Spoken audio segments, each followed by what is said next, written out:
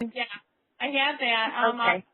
Basically, what I'm in need of now is you guys to give me kind of a basic description of what Gabriel looks like, as well as your basic story, kind of what happened. Would you like me to provide what's listed on his missing poster at National Center for Missing and Exploited for the description, and then you go ahead and add to that? Yeah, that's fine. Okay. Date of birth, May 3rd, 2009. Missing, listed as missing December 27th, 2009. His height is 2 feet tall even, so 24 inches. Blue eyes. He's white. 9 months old now. Weighs approximately 20 pounds. Light brown hair, missing from Tempe. Okay. His eyes are a little bit droopy to the outer edges of his eyes. They kind of droop down a little bit. His chin kind of sinks, not really the chin part, but you know where you would have teeth, like say you had teeth and you pulled your teeth out, how your lip would go inward. It's his bottom lip and it kind of goes inward, you know? And so it kind of makes his chin come out a little bit at the bottom, but inward towards the mouth at the lip, you know? And he sucks on his bottom lip a lot. If he doesn't have his bottom lip to suck on, then, you know, if he's got a pacifier, then he'll suck on his bottom lip. Or if you put your fingers in his mouth, he'll bite your fingers because he was teething when we saw him last. Oh my gosh, this is really hard. He was a pretty boy. Yeah, he was. He is a pretty boy. Mm-hmm. He was a pretty. He is still a pretty boy. He's a gorgeous I mean, no matter what, you know. So he had pads for feet and hands. His hands were big old pads with long fingers. So like, if you could imagine, like he would have been like what's it called, a quarterback. He would have been a quarterback. I mean, he could catch a football when he grows up. I know he could because he had this big old pad for a hand with these long fingers, you know. And interrupt you real quick here, Deb. Do you have a picture?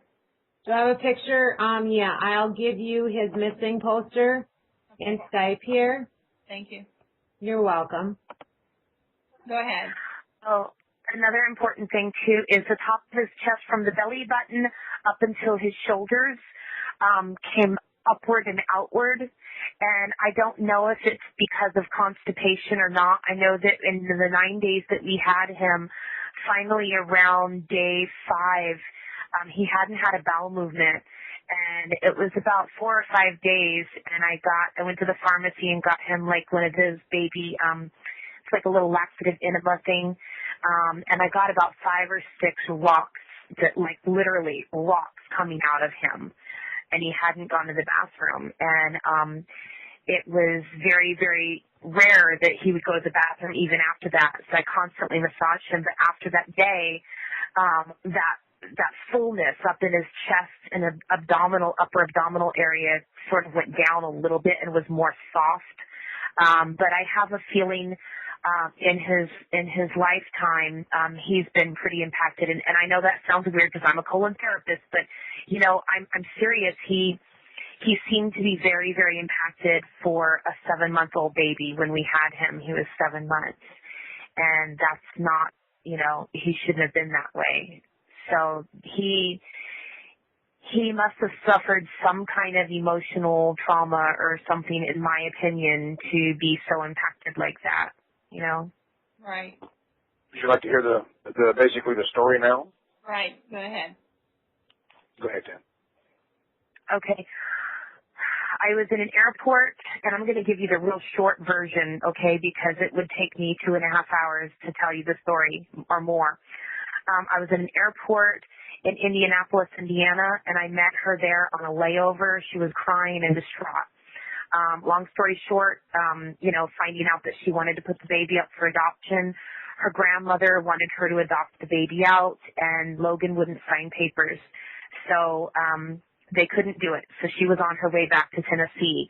I gave her my information. Approximately 2 months ago. Back to Phoenix. Back to Phoenix, Arizona, not Tennessee. When you first met her that first time. I'm sorry. Did I say Tennessee? I'm sorry, I said Tennessee. This was when I first met her. This was, I believe, in July. Right, Jack? Was it July? Yes, I believe it was July, yes. I was coming back from the IACS convention. So we met in Indianapolis on our way. Both of us were on our way back to Arizona. And I found out she wanted to adopt the baby out. The grandmother had tried, she had tried, and it wasn't going to happen because Logan wouldn't sign papers. So I gave her all of my information, my website, my email address, phone numbers, everything. Went home and cried because she never did call me back. And then finally on December the 8th, she finally called me and said, "Are you ready to adopt him?" And I was like, "What?" And I already had a baby that was getting ready to be born that Tuesday that we were going to adopt, that I had already formed a bond with, Right. And so anyway, we went to her house the next day on the 9th, December 9th, and we stayed there probably 3 to 4 hours sitting there talking with her. You could tell she had been crying a lot, just eyes puffy and red, and she had tears and she'd wipe them away, and, we talked a lot. And she said that this is definitely something that she's been wanting to do since she's been pregnant.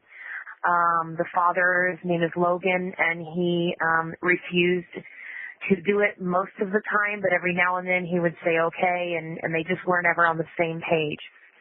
I guess at this point she was tired of a good life, and she was afraid for the baby to be with the father because there was a lot of things that she wouldn't tell us, that she didn't want to talk about. And all we know is that from the information that she showed us and gave us, showing her parenting classes and, the shots up to date for the baby and everything that she's done for the baby. And then, of course, she showed us, where to go to look for his record to find out all the horrible things he's done. So, we had at that particular point, we had some fairly, as you can imagine, some very serious fears and some wonderment about how could have, it's hard enough to understand one at birth giving up a child, but after 7 months there must be some kind of a bond there. So I had some definite hard questions for her. We got over there and we played with the baby, and I began to ask her questions as to why. Why you? What is this going to? What will this do for you? If you're just going to stay status quo, I'm not interested in taking and being the person you hand your child off, so you can just go out and party all the time. But she let us know at that particular point that it was her goal to go back to school. She was she had a full scholarship that she needed to get back to in order to complete that, and so we had some papers that had been drawn up, which was basically a temporary guardianship as it related to the new baby that was going to be born in a few days, just so that we would be able to take him from the hospital. And so Tammy said, "You know what, I'm going to take these papers." Well, so what she did is she went into her computer, and basically it was a Word document. She was able to change the names to Gabriel and put down Elizabeth's Elizabeth's name. So at that point, when we were there, I had about 4 or 5 questions that I asked her, and then I